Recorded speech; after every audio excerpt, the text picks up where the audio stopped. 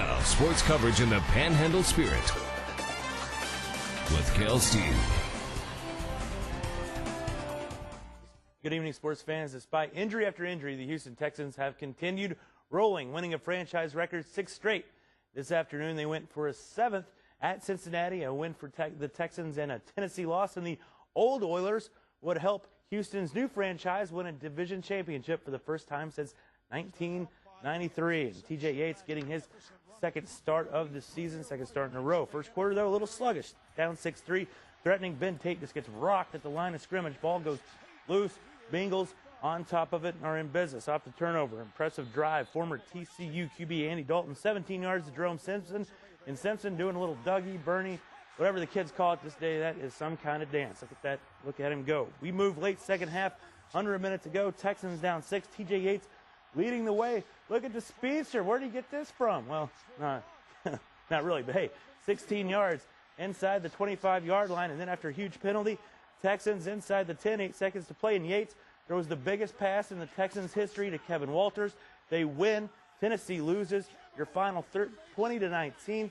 They're in the playoffs. They're the AFC South champions. Happy for Mr. McNair. I'm happy for those players that I've been working with. There's coaches on this staff that have been here from the get-go. Joe Marciano, Chick Harris. There's a lot of guys who fought the good fight here with this organization from the start. And then our city, our city's able to say they got a winner back on their hands today. So I'm just proud. I'm a Houstonian, so I'm very proud of the organization and proud for our city today. I got this hat on. I'm not going to take it off for a couple of days till we go back to work Wednesday. But it just, so many people that have been around here for so long that, finally get a taste of the playoffs, and we know we're going now. So, we checked one goal off our list, and now it's just time to, keep working.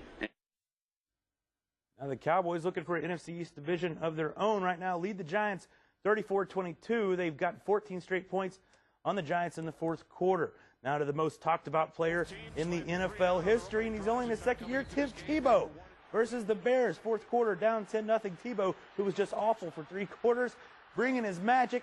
Look at that, finding Demaryius Thomas wide open. Broncos just down 3. Then after a Bears miscue, Denver with a chance to tie it in regulation. Matt Prater from 59 yards out. The Tebow magic behind them, Elway's fired up. They're tied at 10, going to overtime and NOT. Marion Barber must have seen Tim Tebow on the sideline staring him down, so he fumbles it. Mile high. Magnificence. Broncos get the ball back, and then 51 yards out. Tebow's on the field, but it doesn't matter because the Broncos win. The team that looked dead in October is now 8-5. Look at that. Congratulations to Tim Tebow. To some NBA news. After almost being traded for one of the best players in the NBA, Lamar Odom has been sent to the Dallas Mavericks for almost nothing.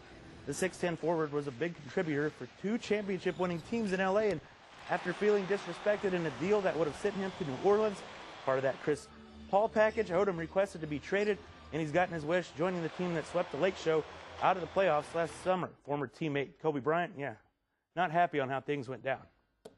I don't think Mark Cuban's protesting this trade.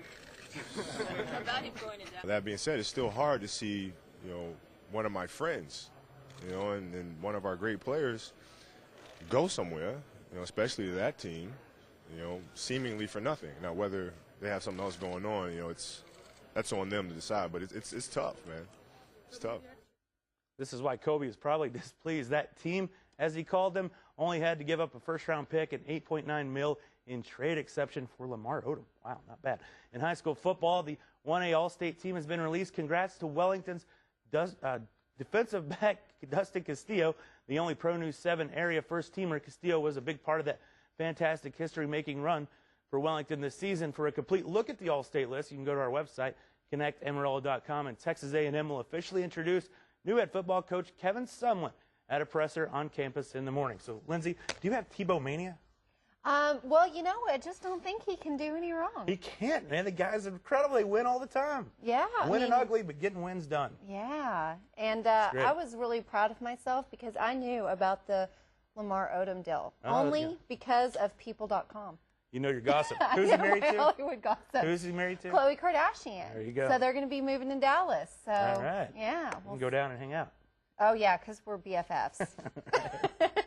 Well, Shelly's in next with one last check of your chilly forecast. Plus, here's something to warm your heart. A 5-year-old comes up with a toy drive to benefit sick children. That story is next.